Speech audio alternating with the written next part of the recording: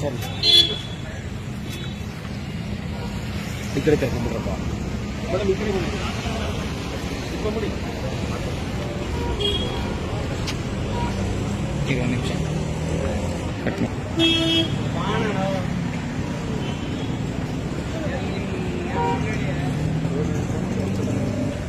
ಹೊಡ್ತೀನಿ, ತೆಗೆದು ಇಲ್ಲೇ ಇದ್ದಾರೆ ಅವರು, ಮೇಡಮ್ ಒಂದು ಫೋಟೋ ತೆಗೆದು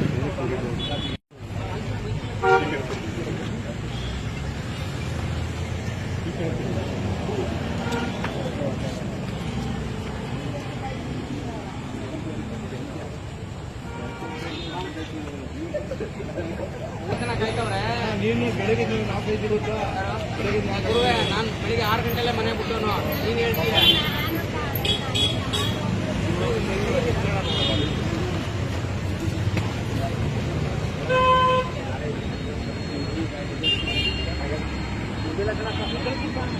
ಎಲ್ಲರೂ ಗೊತ್ತಿರ್ತಾರೆ, ಹಂಗಂದ ತಕ್ಷಣನೇ ಇಟ್ಕೊಬಿಡ್ತಾರ, ಮಾತಾಡ್ತಾರ. ಈಗ ಇಟ್ಕೊಂಡಿದ್ದೀನಿ ಅಂತ ಜೊತೆಗಿರೋದಿದೆಯಾ ಅಲ್ವಾ? ನಾನು ಅವರು ಜೊತೆಗೆ ಇದ್ದಿದ್ನ ಇವ್ನು ಡೈರೆಕ್ಟಾಗಿ ಬಂದು ನೋಡಿದ್ರೆ ಅದನ್ನ ಹೇಳ್ತಾರೆ, ಅದಿದೆಯಾ ಅವನ ಹತ್ರ. ಈಗ ಕಾಲ್ ಲಿಸ್ಟ್ ಅಂತಾನೆ, ಕಾಲ್ ಲಿಸ್ಟ್ ಹೆಂಗ್ ತೆಗ್ಸಕ್ ಸಾಧ್ಯ? ಅದು ಯಾವ ಟೈಮಲ್ಲಿ ತೆಗಿತಾರೆ ನಿಮ್ಗೆ ಗೊತ್ತಿರುತ್ತೆ ಅಲ್ವಾ? ಇವ್ನು ಹೆಂಗ್ ತೆಗ್ದ ಅದೆಲ್ಲ?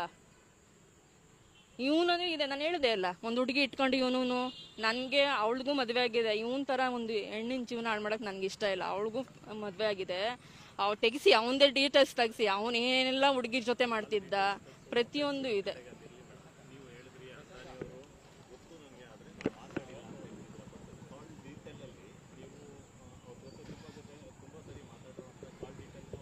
ಯಾವುದು ಇಲ್ಲ ಸರ್, ಯಾವ ಡೀಟೇಲ್ಸು ಇಲ್ಲ.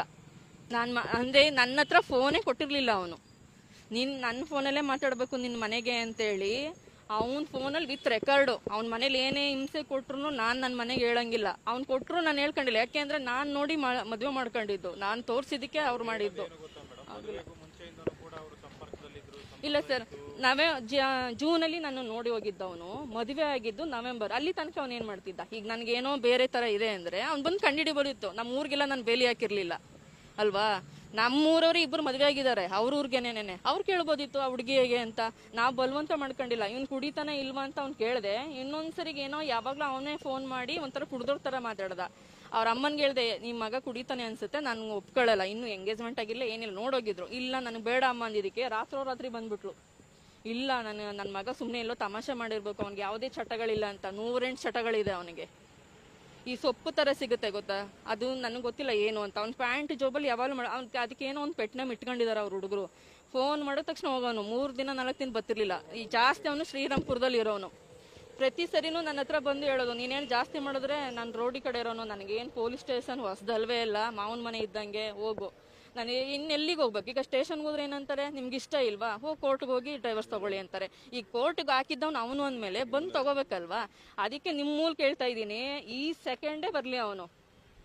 ಈಗ ಕೊಟ್ಟಿಲ್ಲ ಅಂತ ಹೇಳ್ತಿದ್ದಾನಲ್ಲ, ಈ ಸೆಕೆಂಡ್ ಬಂದು ನಿಂತ್ಕೊಳ್ಳಿ. ನಾನು ಪೇಪರ್ ಸೈನ್ ಮಾಡಿಲ್ಲ ಅಂದ್ರೆ ಕೇಳಿ, ಅವ್ನು ಮದುವೆ ಆಗ್ತಾನ ಈಗಲೇ ಆಗಲಿ, ನನಗಿಲ್ಲ. ನಾನು ನೋಡಿರೋ ನೋವು ಮುಂದೆ ಅವನು ಹೇಳಿದ್ನಲ್ಲ, 10 ವರ್ಷ ಬೇಕಾಗಿರ್ಲಿಲ್ಲ ಒಂದು ಹುಡುಗಿ ಡೈವರ್ಸ್ ಕೊಟ್ಬಿಟ್ಟು ಇನ್ನೊಬ್ಳು ಸಂಸಾರ ಮಾಡೋ ತಾಕತ್ ಅವನಿಗಿಲ್ಲ.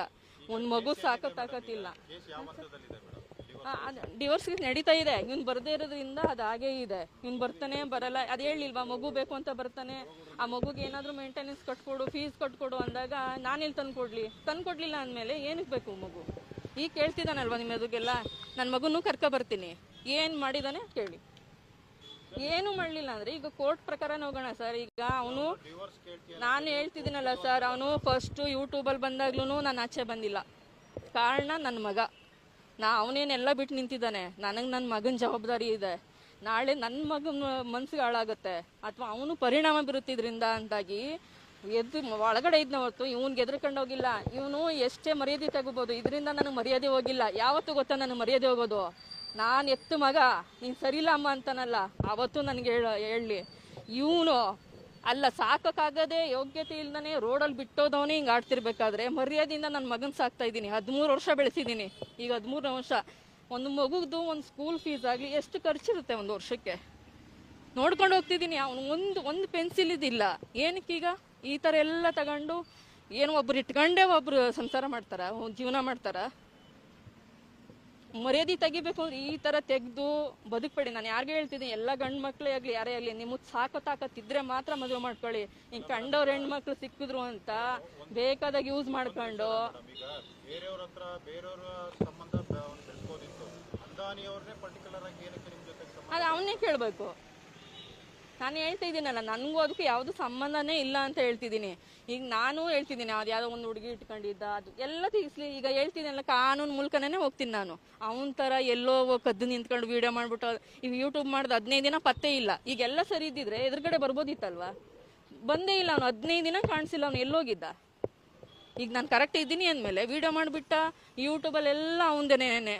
ನಾನು ಬಂದಿನಿ, ಮತ್ತೆ ಕೋರ್ಟ್ಗೆ ಸ್ಟೇಷನ್ಗೆಲ್ಲ ಹೋಗಿದ್ದೀವಿ. 15 ದಿನ ಎಲ್ಲ ಉತ್ಕೊಂಡಿದ್ದ ಅಲ್ವಾ? ಸತ್ಯ ಇದ್ರೆ ಆಚೆ ಬರಬೇಕಿತ್ತು, ಯಾಕೆ ಬರಲಿಲ್ಲ ಅವನು?